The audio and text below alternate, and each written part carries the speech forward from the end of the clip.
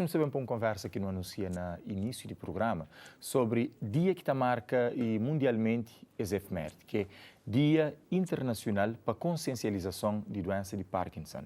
Parkinson é uma doença que está e debilita as pessoas, está põe em causa inclusive se autoestima, se confiança nele. E não tem ele conosco o Dr. Antônio Fortes, que é neurologista e que pode ajudar a entender ainda mais sobre as doenças e, sobretudo, ajuda a família a perceber mais que pode melhorar a qualidade de vida de alguém que na sua casa está sofrendo com doença de Parkinson. Doutora, obrigado por estar ali. Doutora, está num corrida entre o hospital, trabalho, ao mesmo tempo que o programa, por isso eu te agradeço, sobretudo para a amabilidade de estar ali conosco e para o esforço que está fazendo de ajudar bem a entender essa doença, que é muito importante e que a nível de Cabo Verde tem sido cada vez mais uma preocupação para a doença de Parkinson tem estado prejudica a vida de pessoas não só por causa de qualidade de vida, mas reflete na família também. Mas antes eu queria entender o que é doença de Parkinson, para quem que sabe. Bom dia, Xavier. Bom dia a todos lá em casa. Obrigada pela oportunidade de estar aqui. Para nós é um prazer receber. Para esclarecer um pouco sobre essa doença. A doença de Parkinson é uma doença neurodegenerativa, lentamente progressiva, que afeta áreas específicas do cérebro.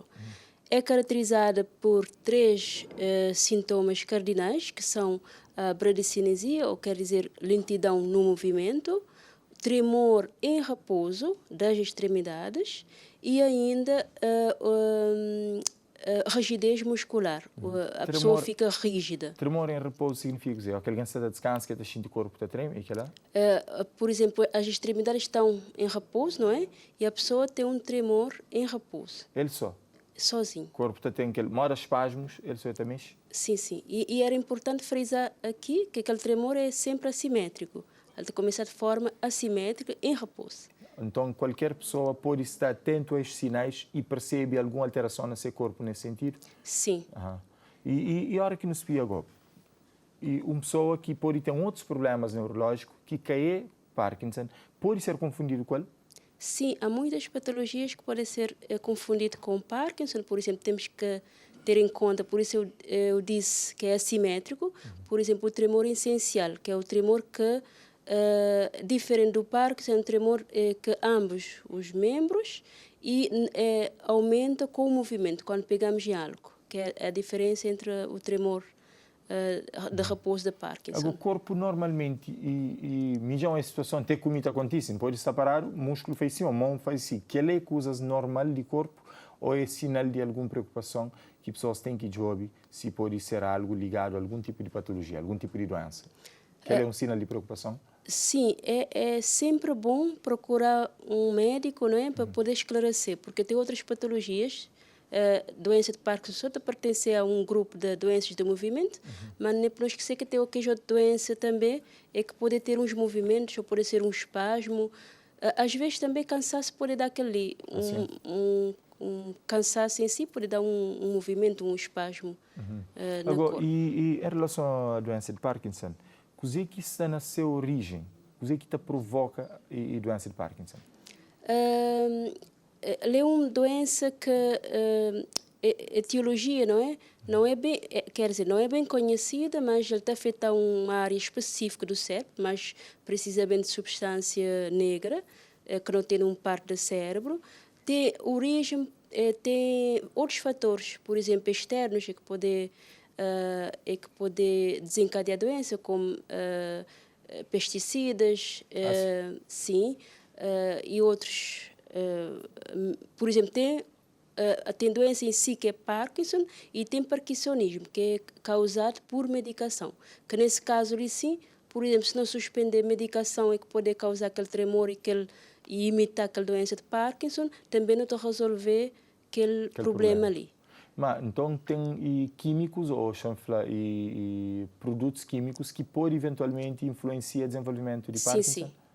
Então, que ele é um chamado de atenção específico e especial para pessoas que estão lidando com isso. Então, não tem que dar uma atenção especial para pessoas que estão trabalhando na área de agricultura, que estão trabalhando na área de desinfestação, porque tem químicos que podem provocar doença? Sim, sim. Porque da etiologia familiar é só 5% que a doença da Parkinson na família, não é? é que pode desencadear a doença de Parkinson. Ou seja, é só quem tem genética, para a parte genética familiar, é só 5%. Só 5%, sim. Depois, então, sim. aquele outro 95% pode ser provocado por fator externo? Sim, sim. E um daqueles fatores externos é a idade, não é? Nós todos sabemos que com a idade, a partir de 60 anos, na população geral, 0,3% tem tendência para ter Parkinson. A partir de 60 anos é 1%. E aquele número ali está triplicar, vai para 3% a partir de 80 anos. Então, a idade também é um fator de risco. Okay. E ainda sexo masculino, não só na literatura que foi lido também, como também num pequeno estudo que eu fiz na Agostinho Net em 2021, depois de ter sido convidada para uma conferência que a Fundação de Doenças de Movimentos, que foi fundada ali na Cabo Verde, propôs para aquela conferência. Então, eu tive curiosidade para levantar fichas. Eu levantei 77 fichas e de 77, 67 era doença de Parkinson. E a maioria era acima de 60 anos. Uma hora que não é que os números lá, que prognóstico que não tem para ser evolução e que riscos que ele tem se nunca tiver acompanhamento especializado, médico? Por exemplo, o que eu estou a dizer sempre para famílias, não é? É para ficar atentos aos sintomas cardinais, que é aquele tremor em repouso, lentidão da pessoa em si, uma pessoa que era ativa começar a ficar mais lenta, querer levantar mais tarde. Mas lento ali, você está falando, ser desempenho físico ou com ser hábitos diários? Físico mesmo, porque aquela pessoa de sentir rígido, ele tem aquela rigidez muscular. Corpo mais rígido. Mais rígido, então para levantar, para andar, ele quer conseguir. E esse que é o objetivo da doença em si. É deixar a pessoa presa, não é? Preso para fazer movimentos. E tem algum tipo de dor que alguém está sentindo? Sim, porque com o aumento de tônus muscular, não é? A pessoa sente dor. Inclusivamente, há muitas pessoas que os sinais, logo inicialmente, a começar com lombalgia, com dor no ombro, com tendinite, mas na verdade nem tendinite, nem aquela dor no ombro, nem lombalgia. Dor, sim, é aquela rigidez, é que depois a pessoa tão presa, é que te leva àquela dor. E ele é fácil identificação para parte do corpo e de medicina? Pessoas logo que vai à consulta pode ser identificado caso ele tiver, ou ainda pode confundir se for feito algum tipo de teste preliminar ou exame preliminar? Quer dizer, numa fase inicial, não é? Pode ser um bocadinho difícil de diferenciar se é Parkinson ou não. Está a dizer para um médico generalista, já para um neurologista, também que não é fácil logo no início, mas tem que os sintomas cardinais. Aquele primeiro sintoma principal é lentidão, lentificação do movimento. É um daqueles principais, que a gente chama também bradicinesia, não é? E depois ele pode bem acompanhado ou com tremor em repouso, que já está nos critérios para pôr a doença de Parkinson, ou ele também com aquela rigidez muscular que já me tinha falado. Então, baseado nisso, já não pode ter dados para pôr a doença de Parkinson. E outra coisa que me queria chamar a atenção, porque anos antes, a pessoa pode desencadear sintomas não motoras, que esses sintomas, como está a dizer, motoras, não é? Depressão, não é? Falta de olfato, de perder o olfato, de sentir cheiro, não é? E distúrbio, por exemplo, obstipação, não é? E sintomas não motoras. Dificuldade de ir à casa de banho, à casa de banho, tudo sim. Que ela pode ser sinal. Sim, sim. E estes são sintomas que começam muito antes, podem começar uns 10 anos antes da doença. 10 anos de alguém ser diagnosticado com Parkinson e pode ter situações de depressão, de problemas de ir à casa de banho, de fazer pupu, e também mais um outro elemento que a doutora falou é dor lombar. Dor lombar. Anos antes pode começar a sentir. E pode estar relacionado 10 anos depois com o Parkinson. Com o Parkinson. E ainda me esqueci de frisar ali, que é muito importante também, pessoas com o Parkinson começam muitos anos também, com distúrbio de sono. Está perda de sono? Sim, que está conseguir dormir, eu dormir agitado, e depois, anos depois, já está a começar com as sintomatologias, com as sintomas motoras. Agora, e quais que condições que não tem, pelo menos na nossa realidade de Cabo Verde, para dar resposta a esse tipo de situação, e Parkinson, e ao que parece que tem cura. E modo que alguém está fazendo para conseguir, pelo menos, reduzir esse impacto na evolução de doença. Porque se ele for diagnosticado cedo é uma coisa, se ele for diagnosticado tarde é outra coisa. Mas naqueles dois cenários, lá, qualquer condições que no tempo lida com ele e melhora a qualidade de vida e reduz o impacto. Sempre está a falar familiares que aquele diagnóstico, né, é muito importante. Tem medicamentos, por exemplo, que nós estamos a começar para reduzir as sintomatologias, não é? E tem aquela parte também que é não medicamentosa. Por exemplo, a reabilitação motora, fisioterapia, a pessoa tem que estar em movimento, tem que contradizer o movimento, não é? Isso te melhorar significativamente e aquela pessoa e familiares também é que está a cuidar daquela pessoa portador da doença de Parkinson. E quem que tem doença de Parkinson está a perder autonomia e independência. E tem alguma hipótese de conseguir bater a luta contra aquela via de fisioterapia e exercícios? É possível? Isso é claramente que 100% ajuda. Inclusive, tem um paciente que ele mesmo te referiu que além daqueles medicamentos que ele está a tomar, o que tem a salvo para ainda manter-se mobilidade e independência, não é?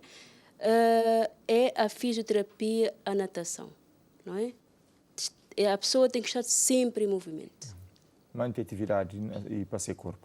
Agora, uma hora que não está fazendo para lidar com aquele aspecto emocional de família e de próprio doente. Não sei, mas que ele é mais para campo de psicologia e um outro tipo de terapia que é aconselhado também para neurologia. Mas uma hora que a pessoa está fazendo para preparar-se a cabeça mentalmente para lidar com a doença, sabendo que é algo que pode pôr em causa mais uma vez se autonomia, mas também e compromete-se a sanidade mental. Bom, tem situação que a pessoa simplesmente está isola e começa a desenvolver outras doenças, principalmente de foro e ligada à ansiedade, à depressão. Sim, sim. Nesse aspecto, sim, primeiramente, nós começar com psicoterapia, nós temos que encaminhar paciente para psicologia, para ter aquele apoio, e não só.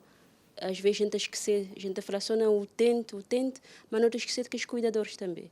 Porque o cuidador também tem que ter um apoio emocional, um apoio psicológico. E cuidador nem é que você está a falar técnicos de saúde, não. Cuidadores dentro de si familiar. A família em si. Porque a partir do momento que o paciente, os familiares aceitarem a doença, não é? É mais fácil lidar, mesmo para a qualidade e parte emocional, porque não tem que estar preparado, porque daquelas sintomatologias é a depressão. Daquelas manifestações da doença. Então, não tem que trabalhar isso. E conforme a avaliação de psicologia, outras espécies têm necessidade de pôr algum medicamento para aquele foro psicológico ou não. Agora, existe alguma hipótese de integração de outras formas de tratamento e junto com a fisioterapia, por exemplo, se a nível de acompanhamento de doente que tem Parkinson, está conseguir ter muitos outros tratamentos associados à fisioterapia que podem melhorar essa condição enquanto doente? Excepto fisioterapia, não é? Sim, sim. Além de que ela pode da psicologia, também não esquecer de dizer que ela pode dar dificuldade na deglutição e mesmo na fala, na mastiga e engula. E ali também o papel da fonoaudióloga e fonoterapia também é muito importante. Aí pode ter também dificuldade, pode ter dificuldade na fala também. Na fala, deglutição e um acúmulo de saliva na cavidade oral. Então, ali fonoterapia também é muito importante para e daqui a pouco nós também temos a oportunidade de conversa com o fisioterapeuta, que também está ali conosco, para dar também um bocadinho mais de noção do que é vida de dia a dia com a pessoa que tem doença de Parkinson, que também está ajudando, complementa aquela outra parte ali dessa conversa. Mas, doutora, eu queria só entender qual que é as grandes recomendações que pode ser dado para pessoas e família, no sentido de lidar com dificuldade motor, congelamento de marcha e que ele perde de equilíbrio, que está gera acidentes. Tem situação que pessoas estão tendo acidentes sérios, porque é que você compreende a alteração que seu corpo tem e você perde controle motor.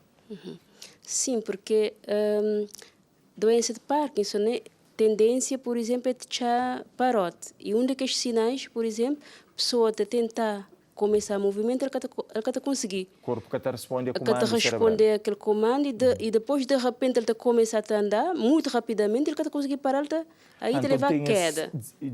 Descompasso de ritmo de... Sim. E a gente chama aquele sinal ali é freezing, né? Ele está ficar frio, ele está conseguir, mas quando ele vai, ele tem balacheu e ele acaba por quedas. E, além disso, em que referi, mas também tem estabilidade postural. Por exemplo, pessoa que depois ficar equilibrado. E ali, outra vez, a fisioterapia que te dá nesse sentido para poder dar àquela pessoa, reduzir aquela rigidez muscular, reduzir aquele desequilíbrio, não é? Para que a pessoa possa desequilibrar. E sempre o que me recomendas, não é? É usar um auxílio, para que tenha vergonha de usar um auxílio. Andarilho, bengala, não é? De 3 pés, que te dá muito mais apoio, não é? E nesse sentido não te previne quedas. Doutora, eu queria aproveitar para agradecer, sobretudo, para o tempo de ser ali conosco e para falar sobre esse assunto, que no dia de hoje é falar mundialmente como forma de ajudar pessoas a entender a doença, mas e a nível de procura, pessoas têm estado à procura e serviços de saúde e de forma tardia, ou, em termos, nunca tem número estatístico para não falar dele, mas para a experiência que a doutora tem, maioria de vezes pessoas estão à procura de serviços de saúde para apoio no combate à doença de Parkinson de forma tardia ou também de forma precoce? Minha percepção que me tem, antes de não pegar Parkinson numa fase mais avançado. Depois de 2021, com a iniciativa dessa fundação, como dizer, de doenças de movimento, não é? Que foi criada uma página no Facebook, fazer umas conferências, a terceira conferência que eles fazer e debate dar informação mais potente, né? Ultimamente, nestes últimos 2 anos, relativamente 2 anos, tem pegado pessoas naquela fase muito inicial. E que ela muda completamente a evolução da doença? Completamente a evolução da doença, porque ali ela começa a medicação, quando aquela alternativa que é aquele padrão ouro, que é levodopa e carbidopa, né? E não consegui levar a pessoa por menos uns 5 anos naquele tratamento inicial com monoterapia, mas juntamente também com a fisioterapia, com o exercício físico, que ela é fundamental. Muito bem, doutor. Obrigado pelo tempo de ser conosco na Show da Manhã e, sobretudo, para trazer esclarecimentos sobre esse assunto.